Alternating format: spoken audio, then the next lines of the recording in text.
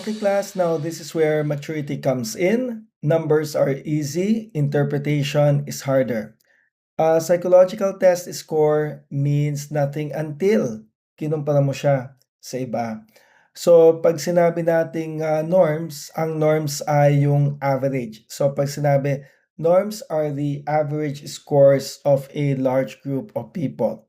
So, for example, ito, ano ba ang average IQ? Yan. Ang average na IQ ay 100. So, ibig sabihin, ang IQ, kapag 115, ibig sabihin above average 'to. Ang IQ na 110, above average. Ang IQ na 70, below average.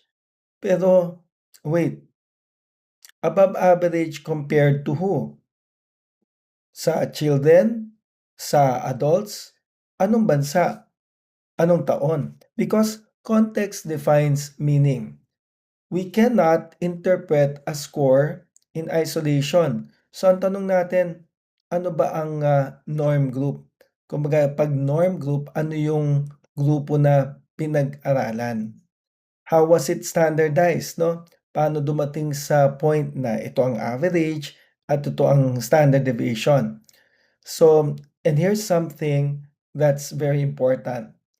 You interpret the scores carefully and fairly. Do not label quickly. Do not exaggerate. Don't panic. So remember, mahalaga na alam natin yung ganitong part. Well, let's try to apply. Psychological test interpretation. Test scores must be compared to what? The best answer is compared to norms. Sa standardization, pag-uusapan yan. And ngayon, itry kaya natin itong i-connect doon sa z-score.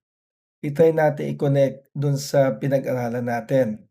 So, remember, inaral natin na kung ito ang linya, meron tayong average.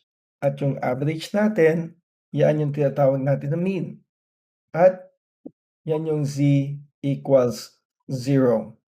So, pag ikaw ang average, pag ang z mo equals 0, ibig sabihin, ang score mo ay mean, no?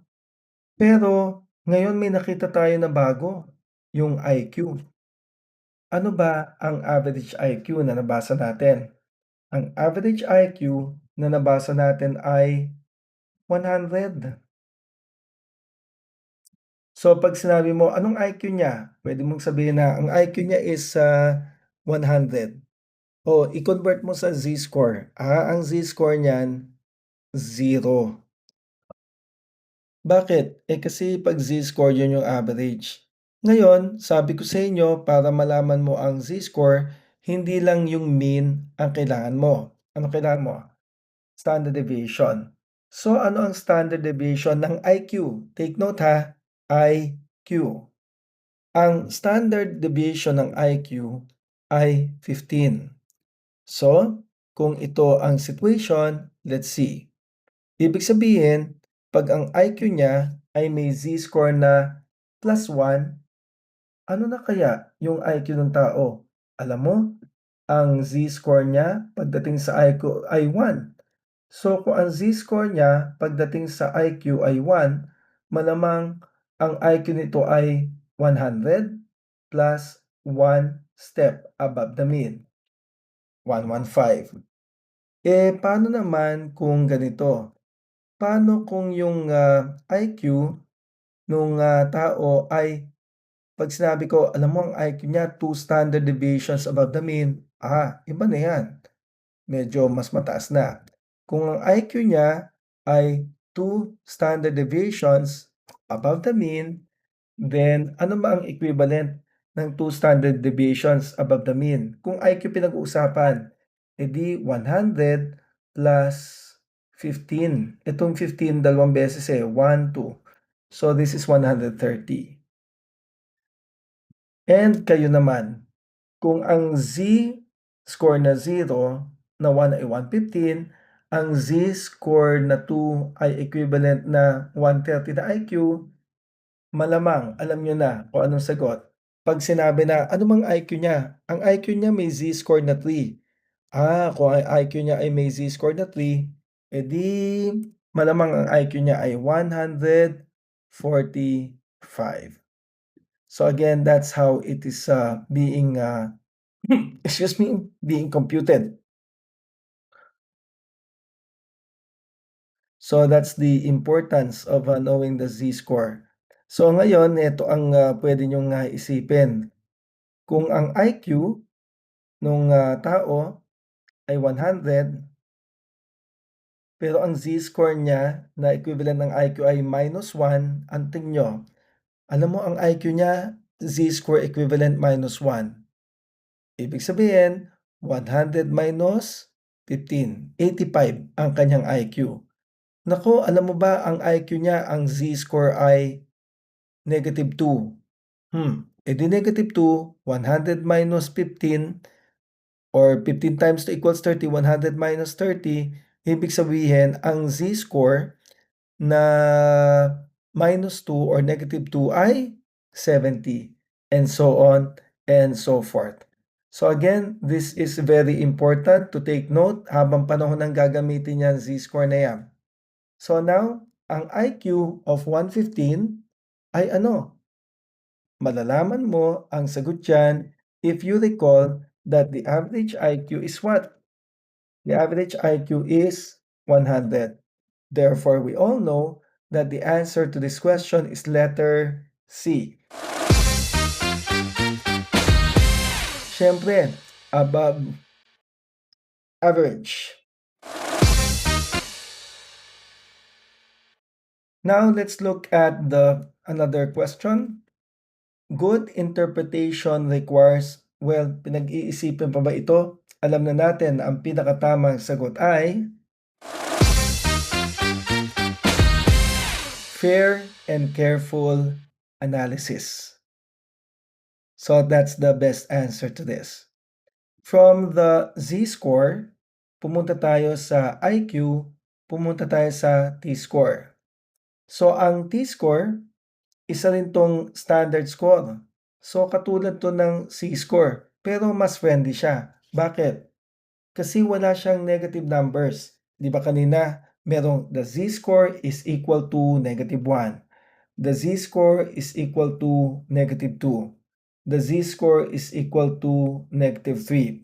So remember, sa z-score, pwede tayong magkaroon ng -1, -2. Sa t-score, walang ganyan-ganyan. Kaya mas madaling basahin, mas madaling ipaliwanag. Ano ang rule ng t-score? Ang rule ng t-score, ang mean ng t-score is 50 at ang standard deviation niya ay 10. So kapag average ka, ang t-score mo ay 50. Ang standard deviation nito ay 10. So ibig sabihin, pag average ka, ang t-score mo ay 50, hindi 0. Unlike kanina, ang pag-average ka, ang z-score mo ay 0. So isipin nyo, parang binago lang natin yung scale, pero it's the same scale we're looking at. Mabuti pa, tingnan natin ang example para ito ay mas maging malinaw. Okay, so let me now try to look into this. Yan, kuha lang tayo dito. What is the mean of a t-score distribution? The answer is 50. So the answer is 50. So again, tandaan natin na ano ang equivalent ng z-score.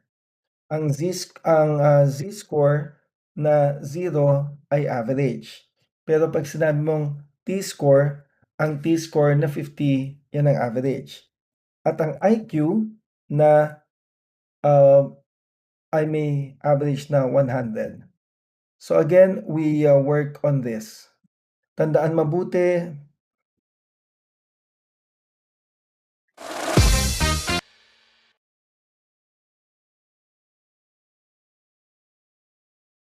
Ano ang mean or ano ang average ng, Z-score? 0. Ano ang average or mean ng T-score? 50. Ano ang average or mean ng IQ? 100. And very important yung standard deviation. Ano nga uli ang, standard deviation ng, Z-score? Ito ay 0. Ano ang standard deviation ng T-score? Ito ay 10. And ano ang standard deviation ng IQ? Nakita natin na ito ay 15. So, working on this, data, ibig sabihin kapag ang Z-score mo, again, 'pag ang Z-score mo is 1, ibig sabihin your Z-score of 1 means that your score is 1 standard deviation above the average. Ano ang equivalent ng Z-score na 1 kapag T-score? Ang equivalent ng Z-score na 1 ay siyempre kunin natin ang average plus standard deviation ng T-score is 10, ang T-score na 60.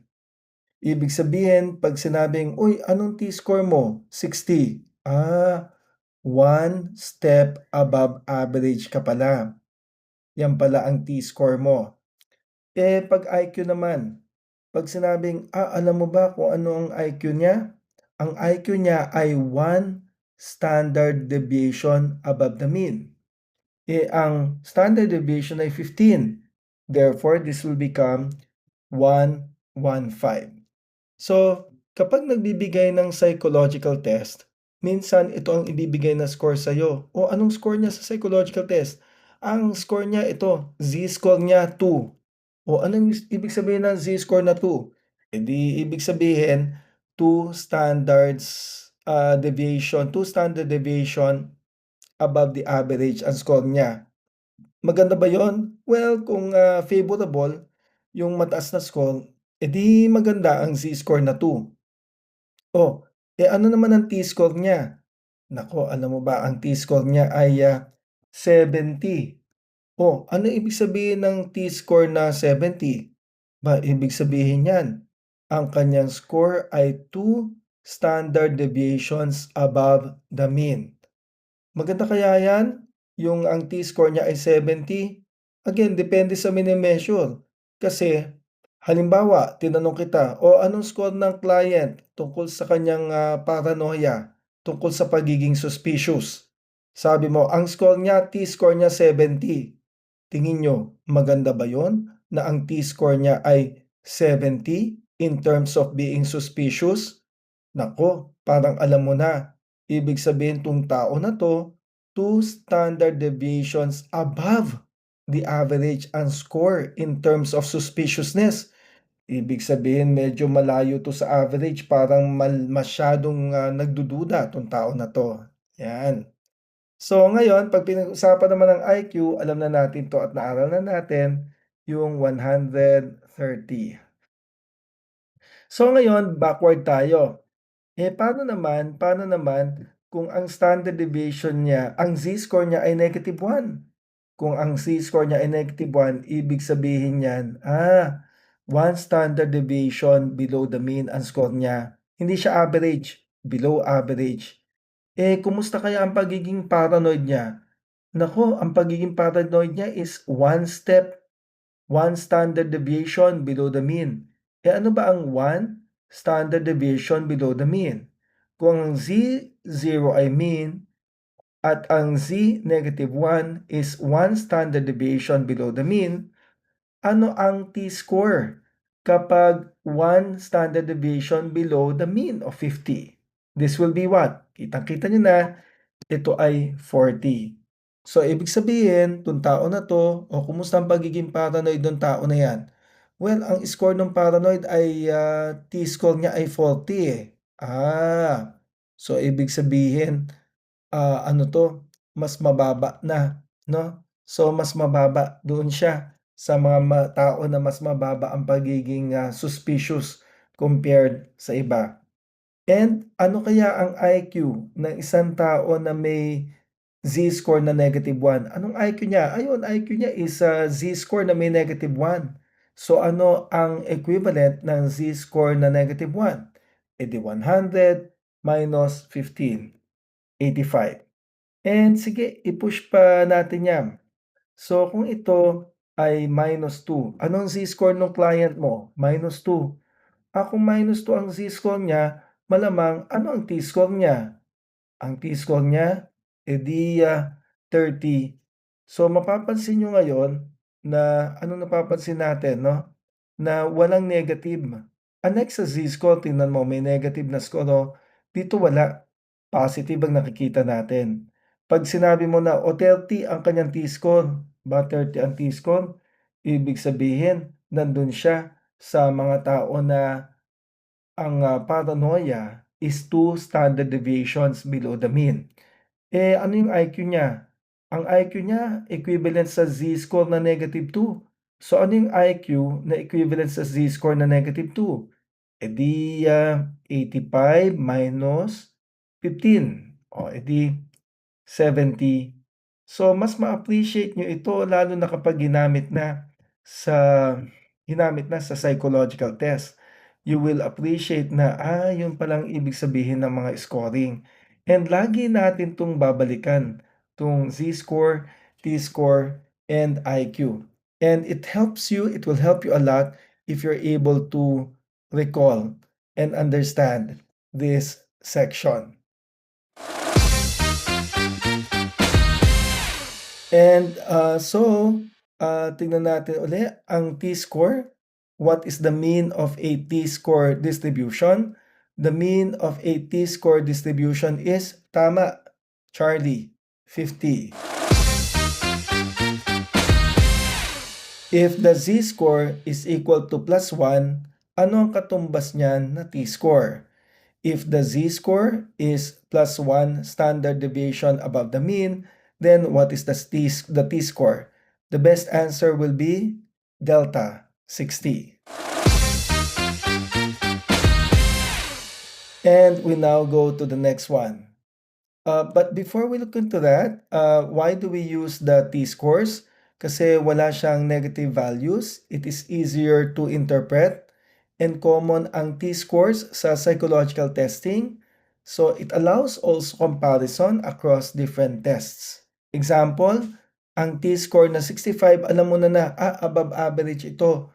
Bakit? Kasi ano ba ang average na T-score? 50. So right now, why are T-scores often preferred in psychological testing? Because A, they eliminate negative numbers, B, they remove the mean, C, they increase the variance, or D, they ignore standard deviation. The best answer is letter A, they eliminate negative numbers.